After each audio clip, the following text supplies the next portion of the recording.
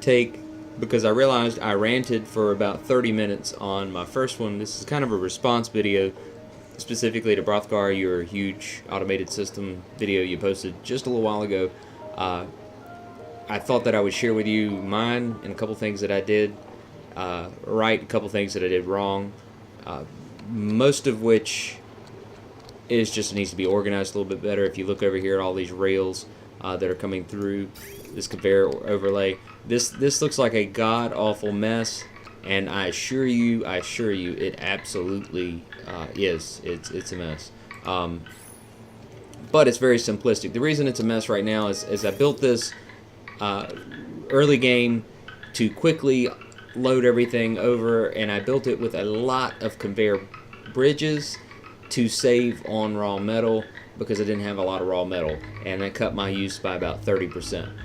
But the basic premise, the idea is almost perfected. The implementation, not so much, because a lot of trial and error figuring out how much mineral excess I was going to have for certain ones, how much was going to fit on one block. But for the most part, this is my loading block here. Everything comes in from the bottom of the map, top of the map, into two receptacles. Fixing to be three, but right now it's two. Got one line coming down from space, one coming from the bottom, and one coming from the middle of the base, and it all loads into these two receptacles right here. They're at a priority 1. Everything is then grabbed by these 3 sweepers and stuck into conveyor loaders, which are also set for manual use. They're set for manual use at a 2, and they're set for manual use at a 2. All the storage compactors are at a 2 too, or as well.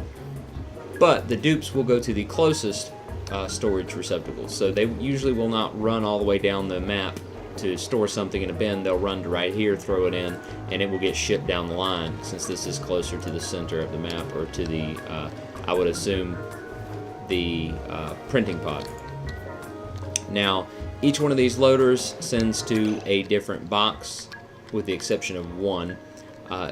Each box, I've kind of placed a drywall tile in some places, and what the drywall tile is made of is what's in the bin, so I can quickly overview. I think that might be a good idea for kind of labeling, so you can quickly tell. All the igneous rock is with the igneous rock. Any excess is sent, or is just run on the rail. It's not passed, it's just ran on the rail, skipped over here, and then up to here to my overstock shelves. Did not think I was going to have as much of certain minerals as I did originally, so it's sent up here to the overstock. Everything is made of the nice gold tiles and iron, because I ran out of gold, so that I have a nice quick run speed through here. And the decor value, nobody gets even though this is awful to look at, nobody gets too depressed, because they run along the bottom, and the decor value on the overlay, everything looks pretty nice, at least where they're running, and fairly nice down through here because of my little friends. My little friends here are eating whatever I set the switch to on to. They will eat that mineral that gets shipped down here, and they get to eat that mineral. Delicious. They love it. They poop the coal. It gets sent on the return line back up through here and sorted out and sent where it needs to go. Anything, they die. They're now, I have no grooming station over here. The grooming station's over here in the middle of the base. They're groomed over here, petted, loved, shown some affection, and then they're taken over here and they're abandoned, and they eat and eat and poop lots of coal for me until they die, and then I eat them, and they're shipped back over too. It's very, very lovely setup.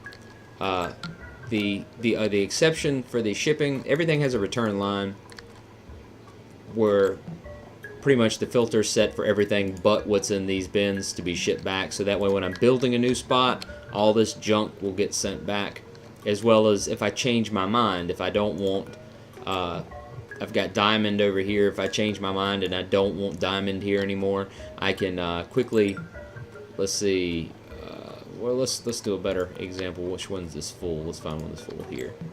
Yeah, this one's full. Sedimentary rock's full, and I want to shift all the sedimentary rock over, so I can either deselect it on the storage bins and, you know, make dupes run hundreds of tons of stuff, or I can simply click the conveyor rail and raw mineral and just check off sedimentary rock, and it's going to start grabbing it and loading it back over here, and it'll get sent on the return line back to the sorter. And as long as I've set the sorter to have a new place to send it, it'll get sent to the new place, so I can shuffle this around. I've only had to shuffle one thing. For the most part, I'd already set up this to have a side loading conveyor loader to ship sandstone down here, because I had measured out how much sandstone I had after I dug the first, you know, entire base out, and said, well, I only need this amount of bins. And that was true until I realized that in the ice biome there are patches of sandstone, and I didn't know where to put it, so I had this ship all the sandstone down to here, bypassing the original sorter, which was my only exception. For the most part, I'm going to rebuild this and make it nice and neat. The idea is almost perfected, but the implementation again needs some work, because this, I should not have been storing much of anything here in these bins. Maybe a couple things. For the most part, I could have stored one of each of the main minerals in these bins. Mostly I have gold and, you know, such things. I could have set these to a priority 3, or, you know, probably a priority 3, and set each mineral that I wanted to keep in here, and it would get sorted out. All the excess would get sorted out, and I'd have quick access to any one thing that I wanted. So that would have been a better idea, but I didn't. I just put the metals in here, and then I expanded upon this later. The whole reason that I started this was the god-awful amount of debris on the floor, and all the debris temperature fluctuations with each other. I thought that was part of the lagging issues. Most of the lagging has to do with pathing, as I've kind of found out. It's the fact that they can go anywhere at any time, and they have to do all these priorities, which everybody has to decide if picking up this pinch of pepper nut is the best idea. And also they have to go through every single path that they could possibly take to get here to see which one's the quicker path, and then decide on if the proximity was, you know, this pinch of pepper nut wasn't as close as this piece of clay. So now they're going to repath. It's something to do with pathing and priority. So I've pretty much set up each section to lock itself for a certain portion of the day. That seemed to help with my lag. But again, the original purpose of this was to stick all the igneous rock with all the igneous rock, all the coal with all the coal, and we wouldn't have all these crazy temperature fluctuations in 52 different items in every single bin of some random sweep bins. It has worked out rather well. If I decide I don't want to feed these guys igneous rock anymore, I just turn the switch off. It stops feeding them.